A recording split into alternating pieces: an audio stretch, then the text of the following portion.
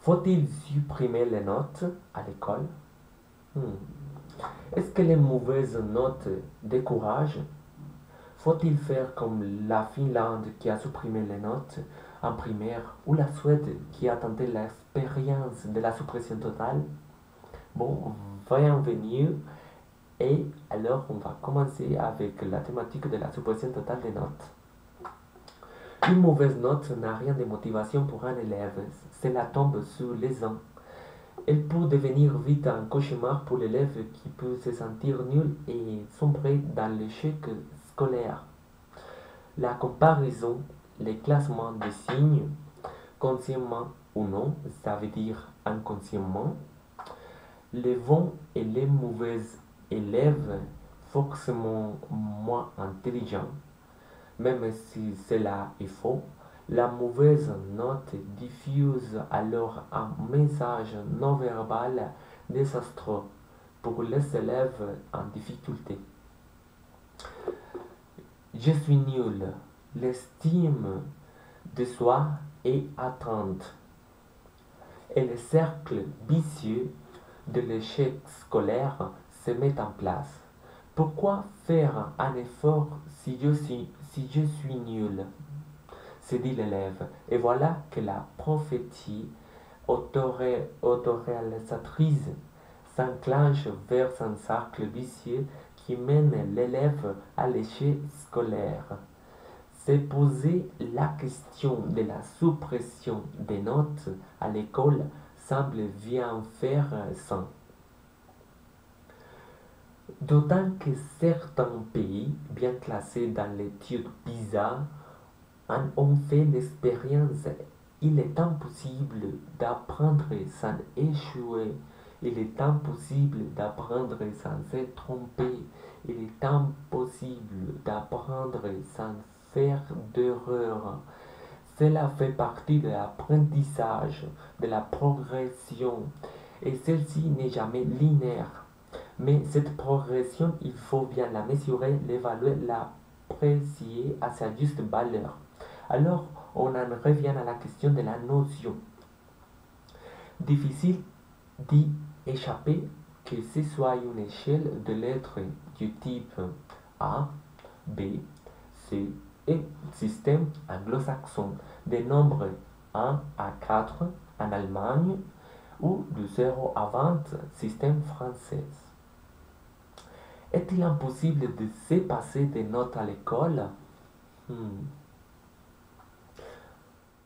Remplacer la notation par des commentaires ne serait-il pas la solution?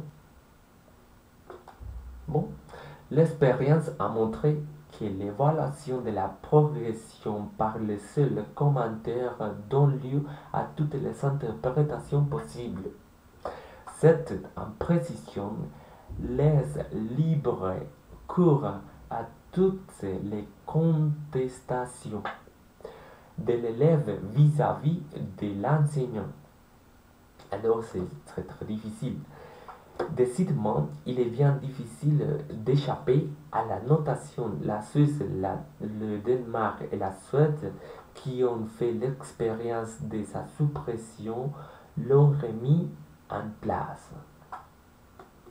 En Finlande, la notation est absente qu'en primaire et l'ELEVA persiste toujours sur sa suppression en collège et lycée.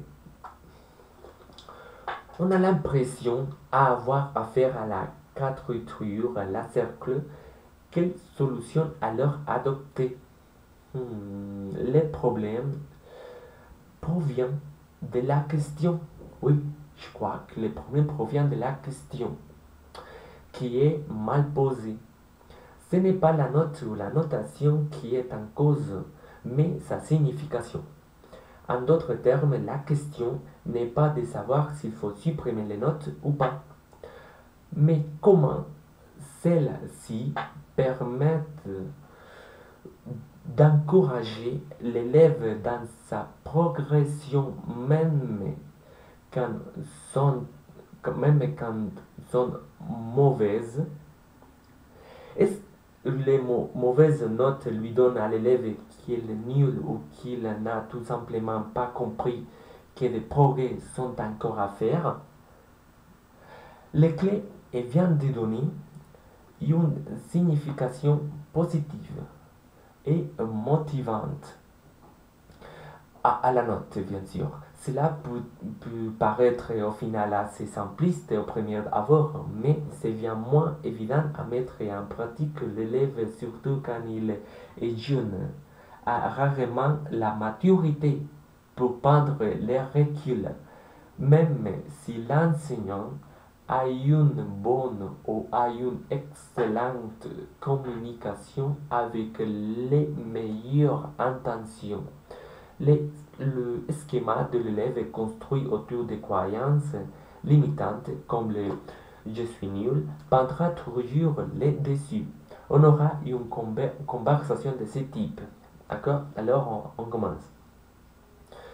L'enseignant vient veillant et va dire bon, il y a des choses que tu as comprises dans ton devoir, mais il y a encore beaucoup d'erreurs. L'élève à lui-même, oui, ok, mais j'ai encore une mauvaise note comme d'habitude. De toute façon, madame, je ne comprends jamais rien. Bon, et pour conclure cette thématique, c'est bien de préciser qu'il est possible de changer notre système de qualification, mais pas de le supprimer, car ça va donner le lieu à beaucoup d'imprécisions qui nous auront du mal à notre qualification et à notre note finale et à notre épanouissement comme personne, bien sûr, et comme étudiant du bien-être. Bon, et merci et à bientôt.